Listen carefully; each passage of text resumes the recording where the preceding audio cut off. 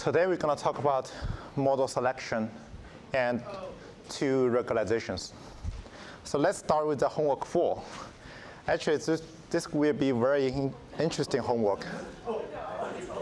You're going to ask to do a Kaggle competition to predict the house sale price. So we had talked about house sale price for several times. Now, your job here is to submit the homework to the Kaggle. So we're going to provide you a baseline model. So we have all the how to download data set, how to build a baseline model, how to submit. We already have it. So, but this one only give a very basic model. You're probably going to rank at 1,000 at the Kaggle. Now your job is to try your best.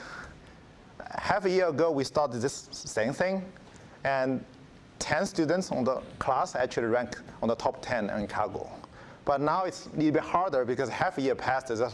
There's another maybe 2,000 people have been participated on Kaggle. So you may be unlikely you can get in top 3 in a week, but you can try your best. So we're going to recommend you to work with the team, especially your project team, so you can work with your team and get familiar with your teammates. So also we're going to give 500 AWS credits to a top 3 person or team who actually ranked in the top 3 among all the submissions you have. So this $500 is going to benefit you for your projects you can use to train even fancy models. So that's homework 4.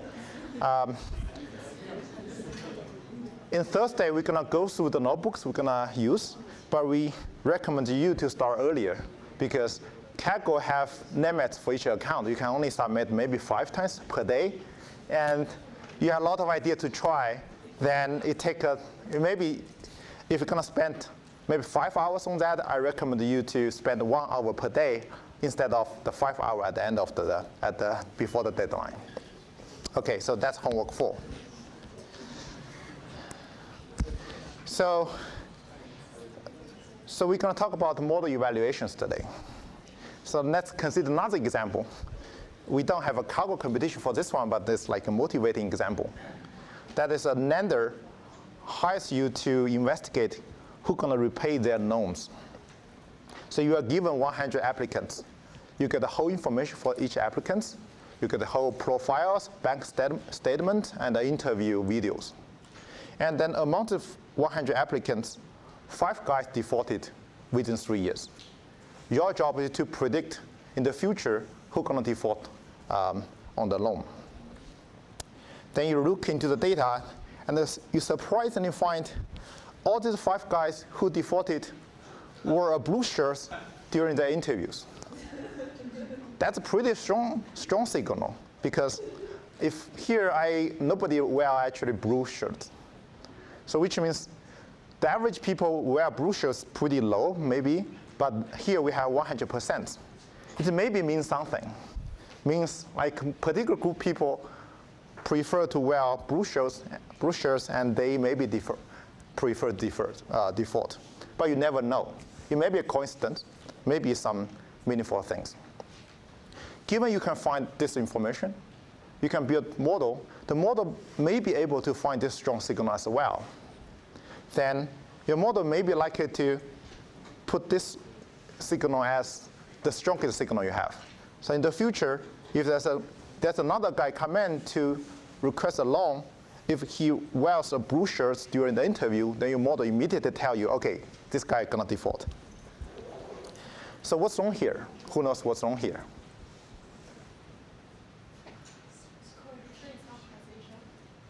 Okay, not, well, could be. Another question, another answer. Okay, the one problem here is that we only have 5 guys who defaulted. If we're going to have 10,000 of applicants and 100 people defaulted, maybe the chance that everyone wear blue shirts is low. Okay, so hope this motivation example gonna tells you that a lot of things matters for you to build good models on your application. So let's first talk about model evaluation. So far, we only talked about how to compute the error on the training data set. The training data set is the data you're going to use to train your model, to get the model parameters. In practice, we only care about the generalization error, which is the model error on the new coming data you never see before. So let's take an example here. Assume we're going to practice for future exam. For example, we don't have final exam, but you can make midterm exam based on the past exams on the previous years. Doing well on the past exams, we call the training error. It doesn't guarantee that you get a good score on the future exam. For example, there's students who get 0 errors on the past exams by memorize all these answers. And another students trying to understand the solutions for the reasons behind the solutions. He maybe didn't get the 0 errors, but this guy maybe do a better job on the future exams. So we can extend this one to the homeworks. For example, we already released the 2 homework solutions.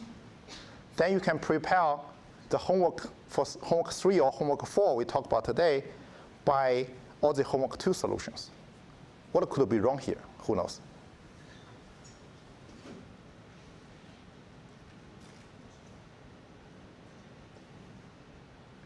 The question like, why we prepare for the first 2 homeworks? No, sorry. The question like, we prepare the homework 3 or 4 based on the homework for 1 and 2. What could be a problem here? Okay, the problem here is because homework 1 and 2 cover different topic. Homework 3 and 4 cover different topic. If you do a good job on homework 1 and 3 and 2, you maybe understand the topic and for homework 1 and 2 well, but not necessary to understand homework 3 and 4. But exam is different here. Exam, we cover the class, the whole class. This year and the next year, we assume this area doesn't change too much. The exam will cover similar topic. So that's why we can prepare future exams based on past exams, but it's hard to prepare homeworks based on past homeworks. So if we care about the generalization error, we need to prepare how to evaluate. So usually one thing we're going to do is like we have validation data set. That is a data set used to evaluate this model, which is not part of the training data, which means this data set will not use it to update your model. For example here, you can take half of the training data as the validation data set, and then train the model on the rest of half of the data. So the number one common mistake machine learning practice made is mix up the training data and the validation data set. Let me give a real example here. So a few years ago, we have a team trying to train how to classify images. So the first data set they tried is to classify ImageNet. ImageNet have a million images, about 1,000 objects. So they train the model on ImageNet. Then they want to evaluate how this model works. So what this team did is they asked a different guy trying to, okay, I give you all these labels we have. Now your job is to take these labels as a cat, dog, search at Google, grab the images from Google, and use this new data set to validate this model. So what could be wrong here? Anybody have ideas? So you train on ImageNet, and you search a label on Google, grab image to validate the model you have. Yeah. Yes, the problem is like ImageNet, on the origin of ImageNet, they search the queries of Google and they get a bunch of images and they label it. So if another guy trying to search the same thing, same queries at Google, you maybe get the same images. It's maybe part of the training data already. So, and that team kind of claimed, yeah, we succeed because we compare to Google, compared to other services on our own validation data set, our services get the highest score. So then if you really try it, actually it's not so good. So the difference could be very tiny, so you need to be very careful about training and validation data set. Especially if you do research, you find, given data set, I get the much higher accuracy comparing to the previous works, then, well, you can think about that. 95% of good results is due to bugs. So you need to, firstly, you want to care about what data set you are using for validation. You didn't mix up all the training and the validation data set. So validation data set is going to evaluate the model. So you can pick out the models based on validation data set. You can try different learning rate. You can try a different model architecture. And then based on the validation errors, you pick out the model. Then there's another data set we call the test data set. So this data set is similar to validation data set. You're going to evaluate on your model accuracy. But you can only use the one. For example, you only get a score for exam by the first time you take it. Next time you take it, you didn't count. If you're going to bid a house, the house sale price, the final house sale price is going to be evaluate your strategy. You don't have the second chance. If you have been Kaggle competition before, like you know that there's a public leaderboard. Every time you submit the results, you kind of get the immediate feedback for the score you have. But there's a private leaderboard, which is closed until at the end of the competition. So people are going to evaluate their performance based on private leaderboards. So it can be only used once after competition is done. So test data set is closer to the generalization error because you only try it once. For validation data set, usually the accuracy is a little bit higher because you choose a model based on the validation data set. You pick up models, prefer this data. But in practice, we don't actually use as test data for only use once. So in practice, we talk about, okay, this model have test accuracy for what? Usually means validation data set. So during this class, we're going to using test data. Test accuracy actually means validation data. So strictly speaking, test data set can be the score only for you to go competition or like a final exam. That's the test error. Okay, so one usual problem here is that we don't have sufficient data because the validation data set need the labels. In practical, we just put the part of the training data for validation purpose. Then if you use half the data for validation, we can use half data to train the model. If the data is small, then we can talk about why this is a problem. You don't have sufficient data to train your model. A common practice is you can use this k-fold cross-validation. That is the key thing you're going to use for your homework. So it works as following. Given the training data, have examples, have labels. We partition into k parts.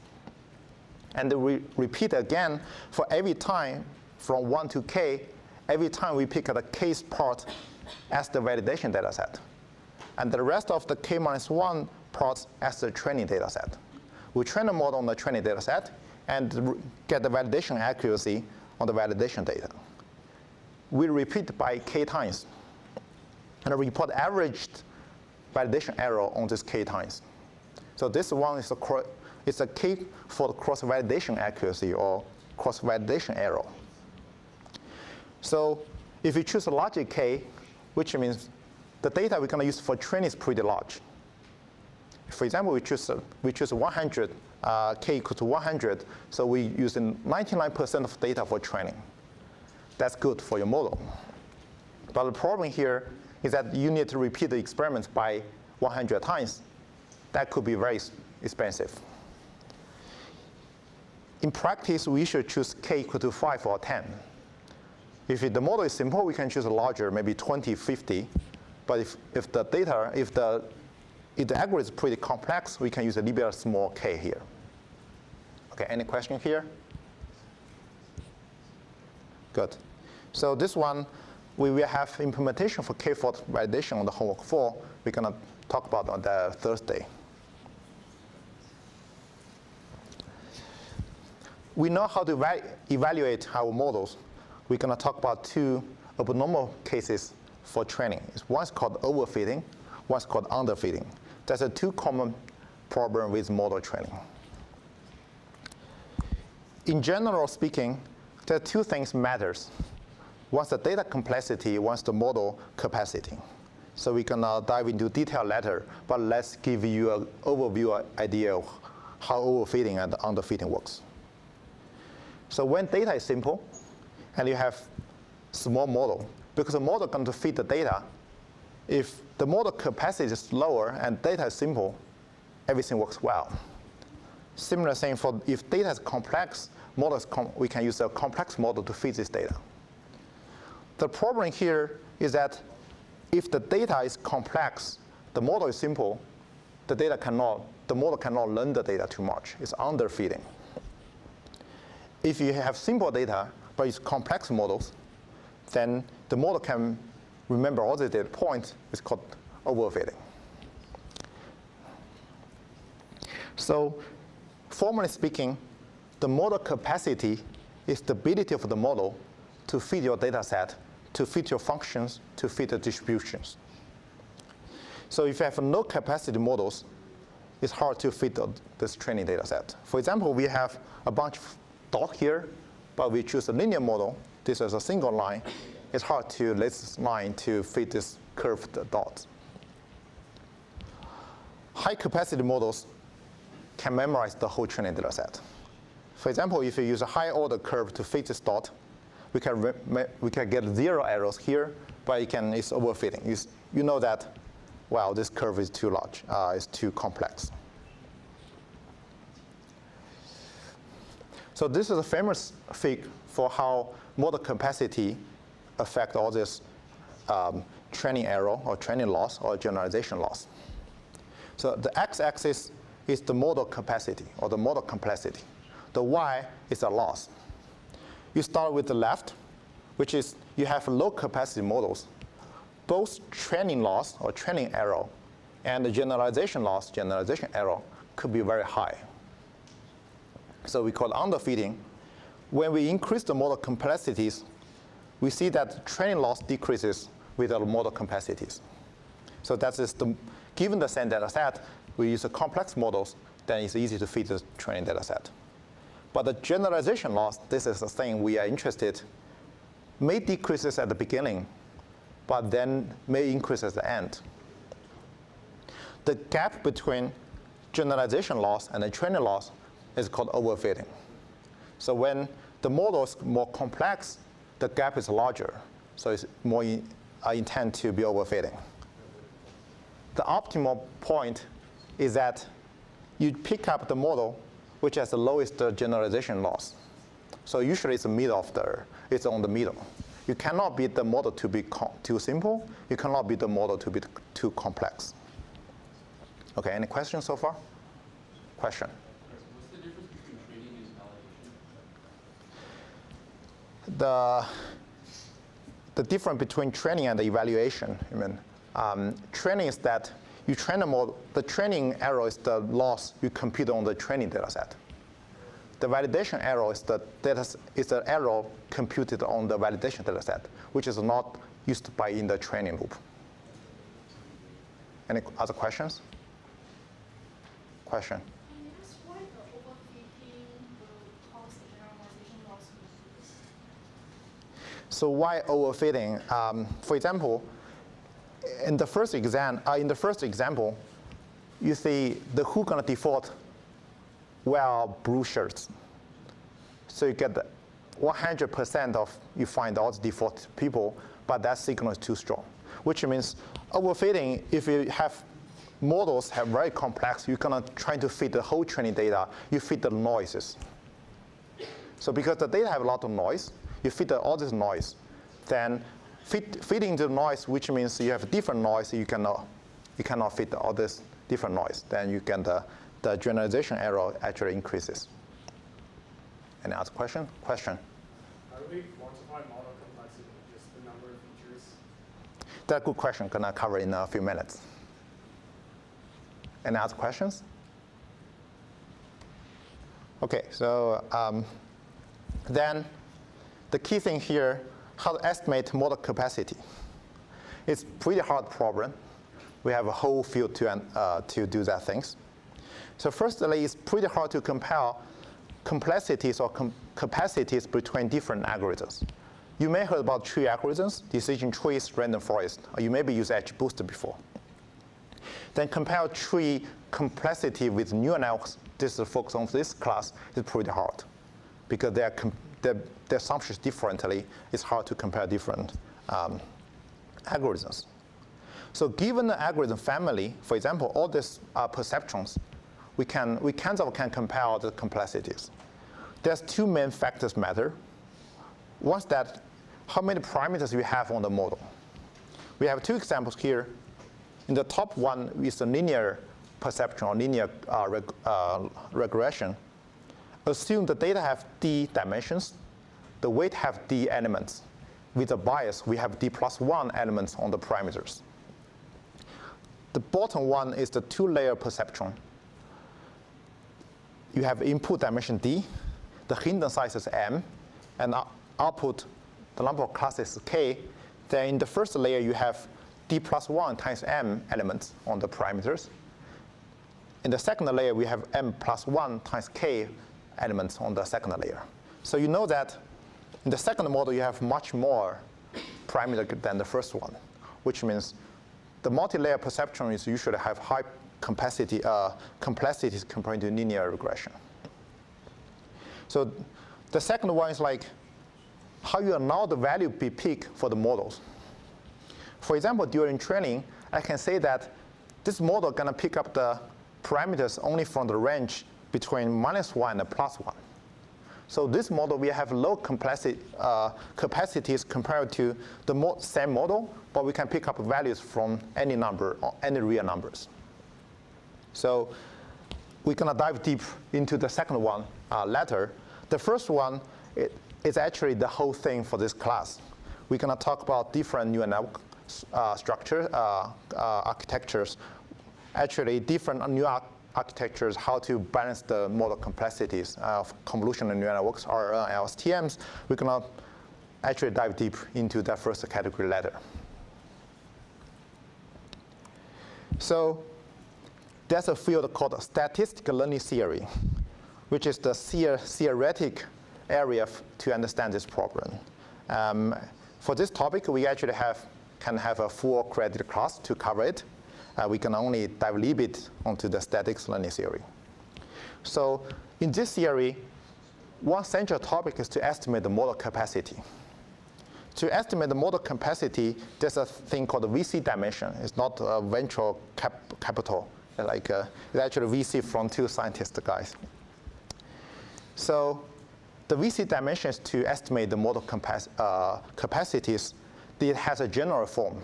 But now we only talk about a simplified version.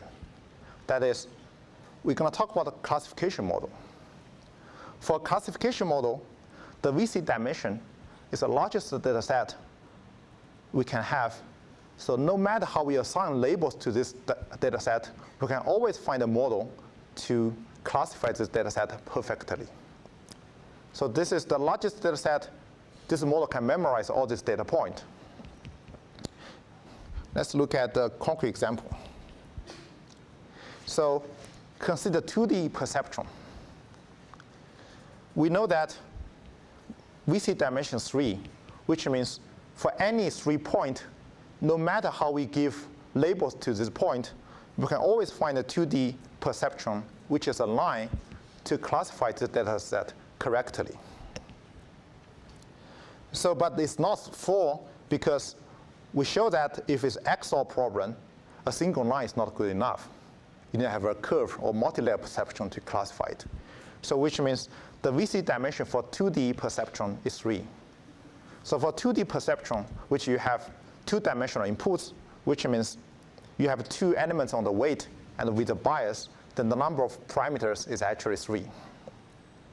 So in general, if you have perceptron, we have m parameters, which is the input is m-1 dimension, and with a bias, the VC dimension is m, which means the more features you have, the more complex model you are building. We can extend this one into multi-layer perceptrons as well. with some assumptions. So we assume what the activation functions we have. But in general, you can see that it's n plus log 2n. N is the number of parameters. In general, the more parameters you put on the model, the higher capacity the model you have. Okay? So the VC dimension actually provides you some theory inside why a model works. So we can bond the gap between the training error and the generalization error by the VC dimension. So it's pretty useful. But the problem here is that actually we never talk about VC dimension in deep learning for two reasons. The first one, this boundary is too loose. It's harder to give you any insight why it works or not. Secondly, it's pretty difficult to estimate the VC dimension for deep neural networks. We only talk about perceptrons, but if you're going to extend to like convolutional neural networks, it's pretty hard. So the same idea is like there are a lot of tools on statistical learning theory, but it's pretty hard to apply into deep learning. So deep learning theory is pretty behind all this model development. So that's why the theory guys actually work pretty hard to catch up all this theory stuff. So in this class, we are not diving into the statistical learning theories here. The last one, like we talked about model capacity, we also have data complexities. So it's pretty, a lot of factors matters for the data complexities. For example, in the top one is a synthetic data set we used on the notebook. The bottom one is the ImageNet, have millions of images. So you can see that ImageNet is more complex compared to the synthetic data set we have. So a lot of things matters to the data complexities. For example, how many examples you have, the more example you have, likely you have more complex data set. So for deep learning, the preferred data set usually is between like 100,000 to 1 million. If it's too low, you cannot construct very deep neural networks. If too high, well, then you can do a lot of complex models, but the complexity could be very high. Then for each example, you care about how many elements or how many features we have. For image, you can have 1 million elements in the image. For ads, for a lot of things, you can have billions of features. Also, we care about structure in the data. So we have time structures, we have space structures. For example, consider about a social network. It's more complex because we have interaction between people. It's more complex compared to you don't have interaction between people. So for videos, for the other things, you have time series there. For stocks, you also have a time series, have time information there. So you also make a data set more complicated. Also, we talk about the diversity, which means how many different objects or different concepts in the data set. ImageNet have 1,000 objects. You have another C file only have 10 objects. So ImageNet is more complex. Also for within each category, how example works. So you think, okay, if you take a picture of a dog, every dog looks similar, then the diversity is low. If you take a dog and you have a lot of colors, a lot of species, then the complexity is high. Okay, any questions so far?